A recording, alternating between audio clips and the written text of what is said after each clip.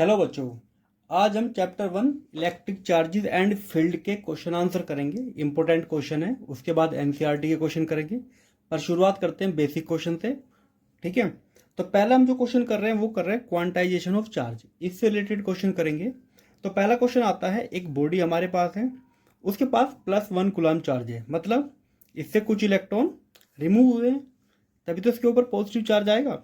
तो पहले तो हमको ये बताना है कि कौन इसमें बिगर है, 1 कूलम्ब चार्ज या चार्ज ऑफ 1 इलेक्ट्रॉन।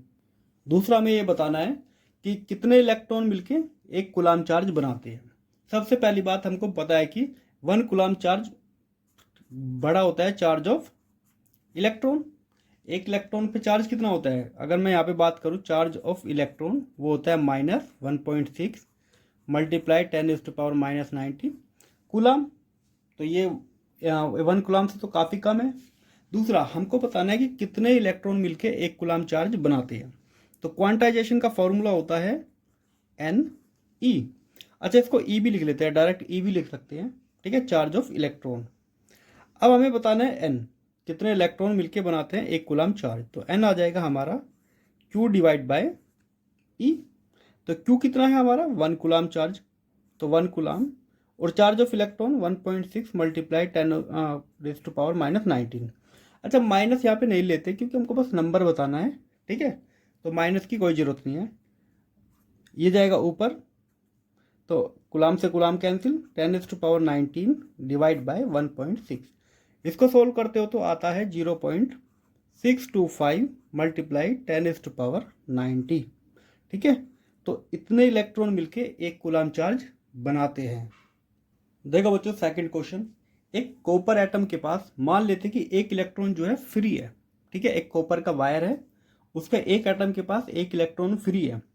तो हमें बताना है कि 6.4 ग्राम कॉपर के पास टोटल नंबर ऑफ इलेक्ट्रॉन कितना फ्री होंगे। एटॉमिक वेट कितना होता है कॉपर का, 64, या एटॉमिक मास कह सकते हो 64। अब हम यहाँ पे पहले तो निकालते हैं कि अच्छा 64 ग्राम कॉपर के पास कितने पार्टिकल होते हैं, या वो होते हैं 6.022 इंटू 10⁻23। हर एटम के पास एक इलेक्ट्रॉन है, तो और 64 ग्राम कॉपर के पास कितने एटम होते हैं, इतने, मतलब इतने फ्री इलेक्ट्रॉन किसके पास है, 64 ग्राम के पास। अब 6.4 ग्राम के पास कितने होंगे, तो हम क्या करेंगे, इसको डिवाइड कर देंगे, 0.22 मल्टीप्लाई 10⁻23, 64 मल्टीप्लाई 6.4। तो यहाँ पे हमारा आंसर आता है, बस यहाँ पे 10 आ जाएगा, एक पावर ऊपर कम हो जाएगी, तो 6.022 10⁻22। ठीक है, तो 6.4 ग्राम कॉपर के पास इतने फ्री इलेक्ट्रॉन है। देखो बच्चों, एक क्वेश्चन हो रहा है, एक हमारे पास बॉडी है और इससे इलेक्ट्रॉन रिमूव हो रहे हर सेकंड 10⁻9 इलेक्ट्रॉन पर सेकंड इससे रिमूव हो रहे हैं। तो इसके ऊपर पॉजिटिव चार्ज आना शुरू हो जाएगा। तो हमको बताना है कितना टाइम लगेगा 1 कूलम्ब चार्ज इस पर डेवलप होने पे, मतलब कितने इलेक्ट्रॉन निकल जाएंगे, तो कितना टाइम लगेगा 1 कूलम्ब चार्ज डेवलप होने पे।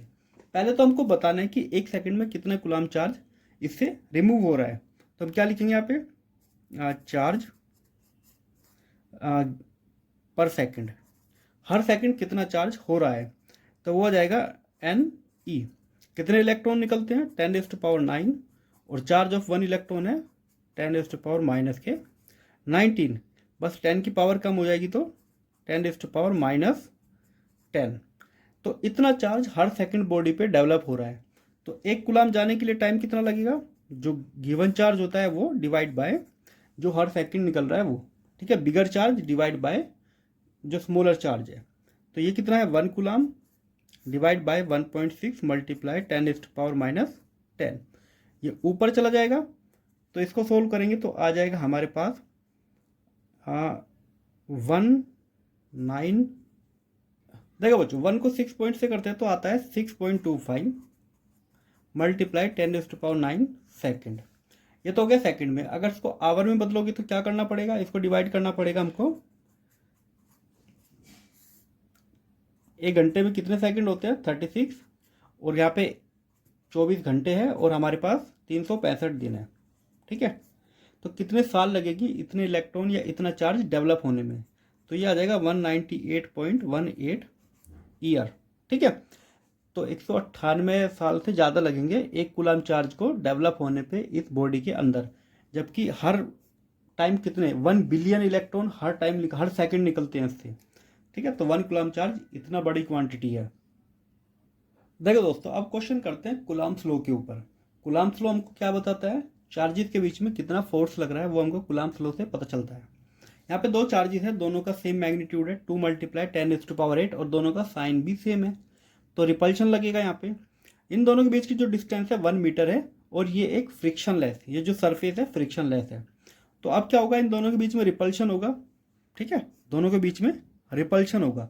रिपल्शन होने की वजह से ये जो स्ट्रिंग इनके बीच में है, ये जो धागा बना है, इसमें टेंशन होगी, ये खिंच जाएगा। तो हमको वही टेंशन बतानी है, स्ट्रिंग के अंदर कितना टेंशन आएगी। सीधी सी बात है, टेंशन किसके इक्वल होगी, जो फोर्स होगा इलेक्ट्रिक फोर्स के बराबर ही इसके अंदर टेंशन होगी। और इलेक्ट्रिक फोर्स को कैसे कैलकुलेट करते हैं हम, 1/4πε0 Q1 Q2 divide by R²। इसकी वैल्यू कितना होती है, 9 × 10⁻⁹।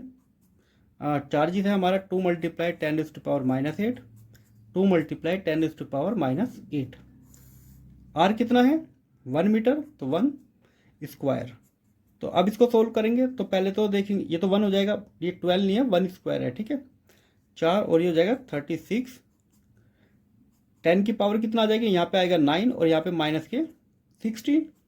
तो इलेक्ट्रिक फोर्स ये हो जाएगा हमारा 36 × 10⁻⁻7, या इसको इस टाइप से लिख सकते हो 3.6 × 10⁻⁻6 न्यूटन। ठीक है, ये हो गया हमारा आंसर। इतनी टेंशन इस स्ट्रिंग के अंदर होगी।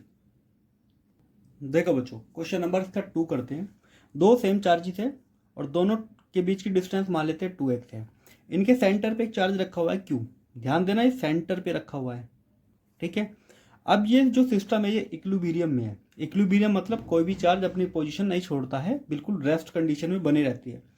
तो हमें बताना है कि ये सिस्टम अगर इक्विलिब्रियम में है, और ये तभी हो सकता है जब जो स्मॉल चार्ज है हमारा, या जो Q है वो -Q/4 के इक्वल है। ठीक है, ये हमको शो करके बताना है। अब देखो, ये जो चार्ज है ये इसके ऊपर फोर्स लगाएगा इस तरफ और ये फोर्स लगाएगा इस तरफ, क्योंकि दोनों चार्ज सेम है और दोनों की इससे डिस्टेंस भी सेम है, तो दोनों फोर्स जो लगाएंगे वो सेम ही होगा। ठीक है, ठीक। पर हम क्या देखेंगे, हम इस चार्ज को देखते हैं, इसको मान लेते हैं A और B, मतलब कि हर चार्ज पे जो फोर्स लगेगा वो नेट फोर्स जो है 0 होना चाहिए, ये ध्यान रखो। तो हम इस चार्ज को लेते हैं जो B पे रखा हुआ है, इसके ऊपर इन दोनों चार्जेस की वजह से जो भी फोर्स लग रहा है वो 0 होना चाहिए। ठीक, तो इसकी वजह से फोर्स लग रहा है, मान लेते हैं F1, और इसकी वजह से जो इस तरह फोर्स लग रहा है वो मान लेते हैं हम F। अब हमें पता है कि F + F1 होना चाहिए 0, क्योंकि नेट फोर्स 0 होना चाहिए किसी भी चार्ज पे इक्विलिब्रियम की कंडीशन में। तो पहले F कैलकुलेट करते हैं।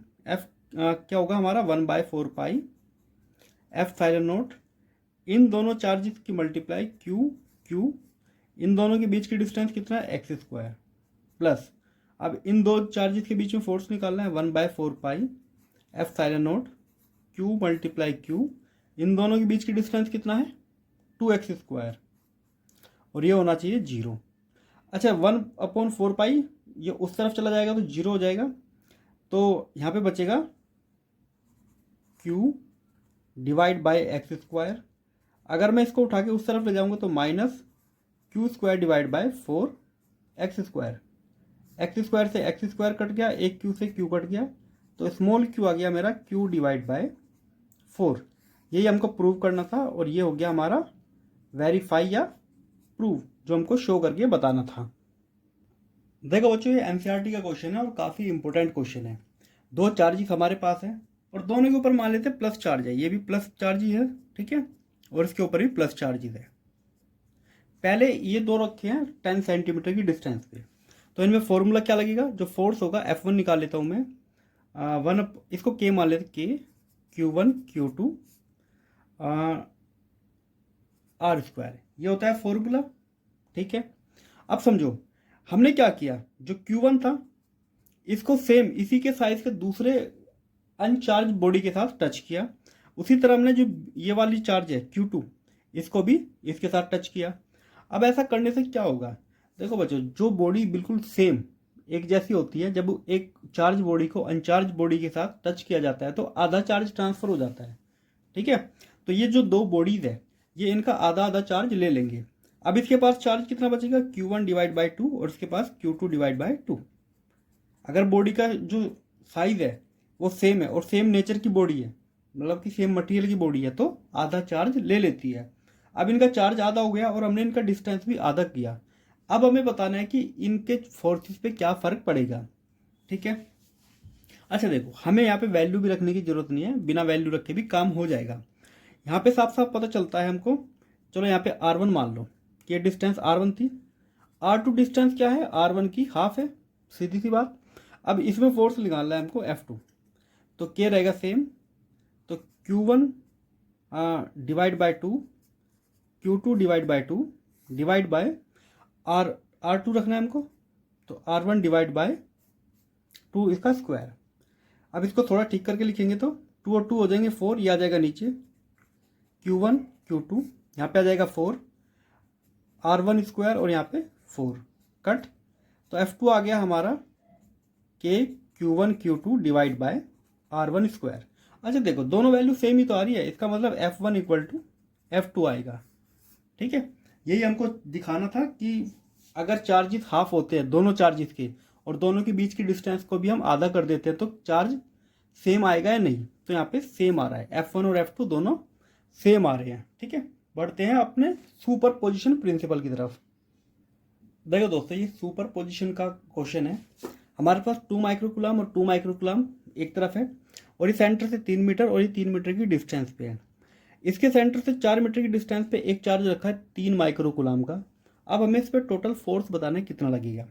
अच्छा, 2 माइक्रोकुलम से फोर्स लगेगा इस डायरेक्शन में, दोनों पॉजिटिव चार्ज है तो रिपल्शन सेम इससे भी लगेगा रिपल्शन। अच्छा, ये दोनों जो फोर्स है वो सेम ही होंगे, सीधी सी बात है। ये अगर F है तो ये भी F ही होगा क्योंकि डिस्टेंस सेम है। ये डिस्टेंस कितना आएगी पाइथागोरस से 5 और ये भी 5 मीटर। ठीक है, तो अब इन दोनों का इसका कंपोनेंट आएगा इस डायरेक्शन में और इसका भी कंपोनेंट इसी डायरेक्शन में आएगा थीटा एंगल के साथ। तो हमारे पास हम डायरेक्टली रिजल्टेंट क्या लिखेंगे, 2F cos थीटा। ठीक है, तो दोनों एंगल सेम है तो इसका कंपोनेंट भी इसी डायरेक्शन में, इसका भी इसी डायरेक्शन में आएगा, तो इस तरफ फोर्स लगेगा 2F cos थीटा। अच्छा, हमें पता होना चाहिए cos थीटा है कितना। cos थीटा यहाँ से कैलकुलेट करेंगे तो बेस डिवाइड बाय हाइपोटेनस, तो 4/5 आएगा। तो अब हम इस पर टोटल फोर्स निकालेंगे, टोटल या नेट फोर्स कह सकते हो, 2F cos थीटा। तो 2 इंटू के की वैल्यू या फॉर्मूला रखेंगे के Q1 Q2 divide by R square cos theta. तो 2 इंटू 9 मल्टीप्लाई 10⁻⁹, Q1 Q2 हो जाएंगे हमारे 2 इंटू 10⁻⁻6, 3 इंटू 10⁻⁻6 और cos थीटा कितना है 4/5। R की वैल्यू कितना है 5 मीटर, तो 5 स्क्वायर। अब इसको सोल्व कर देते हैं। ठीक है, ऊपर आ जाएगा हमारा 54 और नीचे आ जाएगा हमारा 25। ठीक है, ठीक है, तो इसका आ जाएगा 432 और नीचे आ जाएगा 5 क्यूब 25 और मल्टीप्लाई 125। 10 की पावर कितना होगी, यहाँ पे 9 है और यहाँ पे 12 है, तो 9 में से 12 गए तो यह आ जाएगा -3। अब इसको सोल्व करते हैं। इसको सोल्व करके आएगा हमारा 2.16 मल्टीप्लाई 10⁻³ न्यूटन। तो उस पर नेट फोर्स कितना लगेगा, इतना। ठीक है, तो ये हमारा आंसर। अब आते हैं बच्चों अगले क्वेश्चन पे। एक इक्विलेटरल ट्राइंगल है और उसको तीनों वर्टिक्स पे इक्वल चार्ज रखा हुआ है Q। ठीक है, ये Q1 Q2 Q3 तीनों का मैग्नीट्यूड सेम है, तीनों की लेंथ सेम है क्योंकि इक्विलेटरल ट्राइंगल है। अच्छा, इसके सेंटर पे एक चार्ज रखेंगे अगर Q1, तो इसके ऊपर कितना फोर्स लगेगा वो हमको बताना है। देखो बच्चों, ये जो चार्ज है इसकी वजह से फोर्स लगेगा बिल्कुल स्ट्रेट। हम मान के चलते हैं कि दोनों की पोलैरिटी सेम है, दोनों पॉजिटिव चार्ज है तो रिपल्शन लगेगा। इसको मान लेते हैं हम F1। ठीक है, तो फिर जो Q2 चार्ज है इसकी वजह से फोर्स लगेगा इस डायरेक्शन में, इसको मान लेते हैं F2। और इस चार्ज की वजह से फोर्स लगेगा इस डायरेक्शन में, इसको मान लेते हैं F3। अब हमें पता लगाना है कि टोटल जो फोर्स लगेगा इस पर कितना लगेगा, टोटल फोर्स कितना लग रहा है F1 F2 F3, तो हमको कैलकुलेट करके बताना है टोटल फोर्स कितना लगेगा। पर उससे पहले हमको पता होना चाहिए कि ये जो लेंथ है ये कितना है। अच्छा, पहले तो ये हाइट पता होनी चाहिए, ये हाइट कितना होती है। तो किसी ट्राइंगल में जो ए और इसको मान लेते हैं हम यहाँ से डी, ठीक है, ये हो गया डी। तो ए डी की लेंथ कितना होती है, ए डी की लेंथ होती है, ये जो लेंथ होगी √3/2 L, इक्विलेटर ट्राइंगल में होती है। और यहाँ से यहाँ तक की जो लेंथ होती है वो 2/3 होती है इसकी, ठीक है। तो हम अगर इसको माने ए सी की लेंथ होती है 2/3 ऑफ √3/2 L। तो कट, तो ये आ जाएगा, इससे इसको डिवाइड करेंगे तो L/√3। तो यहाँ से यहाँ तक की लेंथ कितना आ गई, L/√3। ये भी L/√3 और ये भी L/√3 ही आएगी। अब हम यहाँ पे कैलकुलेट करते हैं पहले अपना F1 इससे। तो K लिख लेंगे 1/4π, इतना बड़ा लिखने की जरूरत नहीं है। चार्जेस क्या क्या है, Q1 डिवाइड बाय इनके बीच की डिस्टेंस कितना है L/√3। तो L/√3 स्क्वायर, सोल्व करेंगे तो ये 3 हो जाएगा और 3 चला जाएगा ऊपर, तो 3K Q1, 9 मत समझना, Q है L स्क्वायर, ठीक है। अब बात करते हैं F2 की। F2 भी आ जाएगा Q और Q1 और लेंथ भी सेम है, तो L/√3 स्क्वायर। तो ये भी आ जाएगा 3K Q2 divide by L square, ठीक है। अब आते हैं F3 निकालते हैं, इससे सेम यही लिख लेगा क्योंकि डिस्टेंस और दोनों चार्जेस का मैग्नीट्यूड सेम है तो फोर्स तो सेम ही लगेगा, Q3 divide by L square, ठीक है। पर अब हमें तो रिजल्टेंट निकालना है, तो एक चीज ध्यान रखो, ये एंगल कितना होना चाहिए 60 और ये पूरा होना चाहिए 60, मतलब पूरा एंगल कितना होगा 120। अब हम क्या करते हैं F3 और F2 का रिजल्टेंट निकालते हैं, ठीक है। तो resultant of F2 and F3, तो क्या आएगा इसका resultant, √F2 square plus F3 square plus 2F2 F3 कोस, इनके बीच में एंगल कितना है 120। ऐसे निकालते हैं रिजल्टेंट, वेक्टर वाले चैप्टर में पढ़ा था। मैग्नीट्यूड सबका सेम है, F2 F1 F3 सबका मैग्नीट्यूड सेम है, तो रिजल्टेंट फोर्स कितना आएगा, वैल्यू नहीं रखते हैं, सीधा रखेंगे F और F 2F square plus 2F square हो जाएगा। मैंने सबको F मान लिया, यहाँ पे ध्यान रखो F1 F2 और F3 तीनों को मैंने F मान लिया क्योंकि तीनों का मैग्नीट्यूड सेम है। अच्छा, कोस 120 कितना होता है, कोस 120 होता है 90 प्लस 30, और सेकंड क्वाड्रेंट की बात आ रही है तो कोस 30 कितना होता है √3/2। देखो ये होता है -1/2, तो -1/2, क्योंकि कोस को लिख सकते हैं 90 प्लस 30, तो साइन में बदल जाएगा, तो साइन 30 कितना होता है 1/2, और क्योंकि सेकंड क्वाड्रेंट की बात आ रही है, सेकंड क्वाड्रेंट में कोस माइनस का होता है, इकट। तो यहाँ पे बचेगा -F स्क्वायर, तो 2F स्क्वायर में से एक F स्क्वायर गया तो एक F स्क्वायर बचेगा, 12 आएगा तो F बचेगा, ठीक।